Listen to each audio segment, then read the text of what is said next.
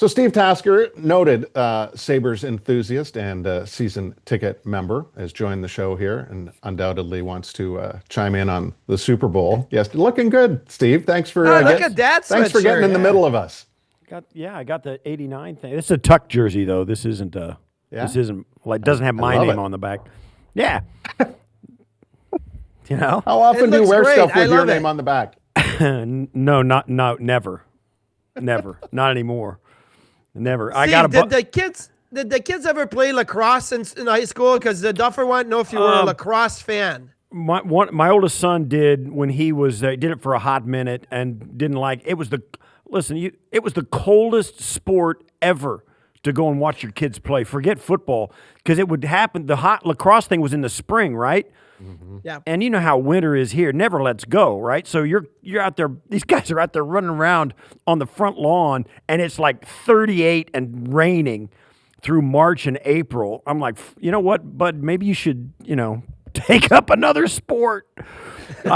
You couldn't watch them. It was just it was the coldest sport, most miserable sport to watch because it was outdoor lacrosse, right? And I was so glad when he said, I'm done. I was so glad. So glad. Well, box lacrosse is a little different, and it's under controlled climate, and it's great. And we talked about the Bandits. We'll talk about the Sabres for sure. But you and Bronny are gonna talk about, the Super Bowl, obviously, and then the off season and whatnot. But when you watched the game last night, did you have a feeling of, man, what would that have looked like if the Bills had been in there against Seattle? Yeah, you always kind of think that. You always transpose your own vision of what your team would look like in that. Certainly, who knows if the Bills would have beaten the Seahawks or whatever, but certainly their offense would have been better than the Patriots' offense in that game. And it's unfortunately, I know exactly what the Patriots were going through. You show up and you have all this stuff happen to you. You have put together a great season. You go on the road at least once in the playoffs and win. And they show up there and they just absolutely had no answers for Seattle. Seattle was humming. One of the Super Bowls I played in was like that, against the Redskins. They showed up and they just absolutely plowed us. They were really good, and we could have, we made it a game. We actually looked a little better than the Patriots did last night in that Super Bowl. But man, I get it. They had some answers. Did the Seahawks, and you go out there and you try and do it, and you see yourself. The harder you play in some of those games, the worse it gets, and it's really a horrible feeling. The Washington Super Bowl, was that the Thurman Thomas helmet on the first play of the game? Is that the one? That's right. That's the one. So that would have been a touchdown to start the game potentially, and he's not even on the field because Connick Jr., they moved his helmet and whatever. That's right. That's a crazy story. Yeah, that's right. Yeah, but Thurman wasn't on the field to begin with, and he and Kenny both say Thurman would have taken it to the house. Maybe not. But the rest of that game, we had some problems with him, and the Redskins at that time, the Commanders now, the Washington team, they were inspired that night. They played as good as they could play, and that's what you got to do in those games. If you play as good as you can play, when you're good enough to get there, and then you play your best, it's a great recipe. The teams I was on never seemed to be able to do that, and you run into a team that's really good, really talented, got a great scheme, and they execute it at a high level. You can kind of live with it, and that's one of the Super Bowls I feel kind of the best about, was because we played a really good team who were playing their best. We didn't play badly. They just beat us. So it was a little easier to live with that loss than it was maybe the wide right or the 52-17 shellacking we took the next year with Dallas when we turned it over 9 times in the game. So you get into a game like that and you give it, you go out and you try and play. And man, it did not go well for the Patriots yesterday. Did you think we would see the fourth quarter that we saw yesterday, or were you thinking it was going to be like a 15-0 game when it came to an end? I thought it was going to be a rock fight when it started. I thought it was going to be like it was through the, like 9-0 at halftime, right? Yeah. And the Patriots, they miss a long play or something, and you just miss the chance for them to go up and go into the halftime 7-9, right? You just knew it was going to be that way. The Patriots coaching staff and the way they run their deal is they're going to keep it close. It's like back in my era, it would have been a Bill Parcells type of game. But then the Seahawks just kept hammering it, and they kept getting contributions from everywhere on their roster offensively and defensively. They were just really tough. This interception by Drake May that Seahawks brought it all the way back inside the 40-yard line. That was really a game breaker. And then, it's 22-7, and they're getting sack strip fumbles, and all of a sudden it's 29-7. It was a pick six, I guess, technically. Mm-hmm. But then it's like, I thought it was a strip fumble too. Yeah. But okay, this or that, because I'm a fan, an observer. I look at the top guys, right? Like you look at the receivers and the running backs and the quarterbacks. And then yesterday, when I saw New England's line, especially the left side of the line, get absolutely like pushed back into Drake May, then it became like, what's more important? Having the tools to be to, or having the line to protect you, right? Like this or that. Like after last night, I feel like maybe the line's more important. But what do you see as more important for a quarterback, having the line or the tools? Well, you can. I think it's having the line. You win up front. You got to have big dudes up front to protect. And the Bills' offense the last couple of years is proof of that, Marty. I mean, the conversation about wide receiver and everybody's up in arms that they don't have an alpha guy out there that nobody can cover, like a Jackson Smith and Jigba or any of that. But yet the Bills' offense was number 4 in the league. They could run the ball because of their offensive line. They protected Josh, and Josh's mobility helped with that. Extended plays. It always has to start up front. It always does on both sides of the ball. We'll get your hockey take. Huh? We'll get your hockey take coming up here. I was curious, though, what you thought of Super Bowl commercials and whether you could have been a better pitchman than some of the actors we saw. Everybody was in the Super Bowl ads, right? That was. I thought they were good. It was funny. I did perk up every time there was a commercial break. I wanted to see the commercials, and I was surprised at how. I mean, there was a different one every commercial break throughout the 3.5 hours of that game. It was new commercials every single break. And I know that and the way they sell those ads, and when I was with CBS, those ads were like $5 million 15 years ago. I mean, they're incredibly expensive to sell and to buy the time. Then you have to pay to produce the commercial. And they sell them by saying, listen, you can get a lot of mileage out of these Super Bowl ads because they become a thing unto themselves. And they will go on way after the Super Bowl's over. And they're right. Classic Super Bowl ads. The one that I remember yesterday was the Budweiser ad with the bald eagle flying off the back of the horse. It was awesome with Freebird, with the U.S. goal song in the background, right? The Freebird. Let's go. It was great. I almost, I felt like standing up at the end of that commercial, right? So there were some home runs, no question. And I'll say this too: the halftime show with I didn't know Bad Bunny. I couldn't have picked Bad Bunny out of a Police lineup. I really couldn't. I thought it was okay. I thought it was good. I thought it was better on TV probably than it was in the stadium because they were all down in the tall grasses. I don't think the people in the stands could see what was going on.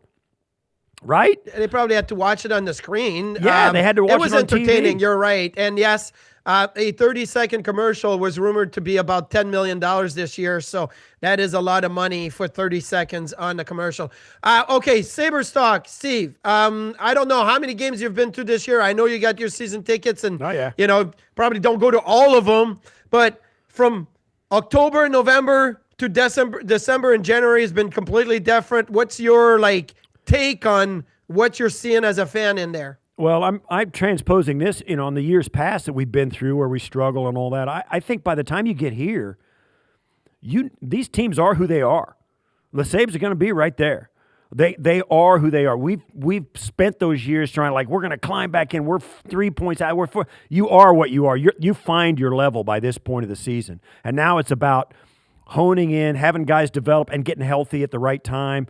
You go through these cycles where you got 3 guys out of the lineup or 2 guys that are in and they probably shouldn't be, and they're not playing their best, and Lindy's over there, shuffling the lines, and they're trying to, who's skating today becomes important. So the health of the team becomes the determining factor of how good you are, because by this time in the season, you're there. Yeah, you know who you are. And as much as you try to deny it and you want to get better, or you're trying to poke holes in everybody else, we know who these teams are going to be when the playoffs get here. Sabres are in that mix. So these last 20 games, 25 games, I think they're going to be really interesting because you get, unbelievable. Benson is out. We got that. He went in hard to the boards and got his shoulder. I'm like, and then you look at, they're not that good without him. But it's not like I'm looking for Benson every time he's in the lineup, like he's going to make the difference. But stuff like that happens in these team sports where a certain guy goes out and the vibe changes around the locker room, and then it has ripple effects where this line doesn't play quite as good because, the change-up's different. Even little stuff like that, Marty, you know what I mean? Little details in how the vibe of the room gets, the communication, who's talking to who, and whose voice is missing from that. These next 25 games, it's about, to me, posturing and getting it and knowing exactly what you can do against all these teams you're going to face in these series coming up, in these playoff series. Because I think there's no question the Sabres, when they put it together, they can beat these teams. But can they beat them 3 out of 5 or 4 out of 7 is the question. Can they do that? That's what I'm looking at. But I think by this time, this hockey's so long, such a long, and I don't go to all those home games. We got to see. I tip my hat to you guys because if you go to all the home games, it's a second job. I mean, it's like you need. Well, it's our one job. You feel like you got an apartment downtown. For other people, that's their second job. Yeah, well, yeah. You feel like you got an apartment downtown you got to go to. I mean, it's unbelievable. You're down there so much if you go to these home games and all the home games. So, yeah, I think these next 20, 25 games, whatever's left, it's about finding out what you got to do to beat that team in a series. You know what I mean? Mm-hmm. What do we got to do to beat these guys? And if we face these guys in first round, second round, whatever, how are we going to do it 3 out of 5, 4 out of 7? Well, the square footage between the benches would probably qualify as a small studio apartment. Do you plan on sharing that with Razor again anytime soon on one of our broadcasts? I got to tell you, that was a bucket list deal for me. I had such fun doing that. And you know how it is, though. It was like, I don't know who it was. Was it the Carolina Hurricanes we did that with? I think so. The Sabres won 4-1, so the broadcast couldn't have been better, right? When the Sabres are they're scoring shorthanded goals. They're up 3-1. Everything was great that night. It wasn't like a 4-1 loss. Then nobody would want to see me again, But I got to tell you, it was such fun, and I've said it. Hockey, and I love football. I'm a football guy, always have been. Hockey is the best live sport there is. It's the best live sport there, and the closer you are to the ice, the more exciting it is. I mean, it is a fast game that's always moving, and there's always something going on. And man, I was down there with Razor, it was startling how awesome it was to be that close. It was a bucket list thing for me. I tell everybody it was one of the funnest things I've ever done in sports is being between those benches for that game. Let me ask you this, Steve: if you had to pick Tage Thompson, you mentioned Zach Benson, Rasmus Dahlin, like what position would any of those three guys play if they were on the Bills? Where would you put them? Tage might be okay tight end. He's a little bit of a skinny guy. All these guys are kind of thin because they skate so much, right? You got to be heavy when you're a ball player. But Tage would be a really nice, tall, lanky tight end. Dahlin would be probably be a downhill safety in the back end of the defense, coming down and breaking up passes and seeing the whole play develop and kind of stepping in front of people and stuff like that. That's what I would think. And who's the other one you said? Benson. Well, bless his heart. I hope he played soccer so he could kick. I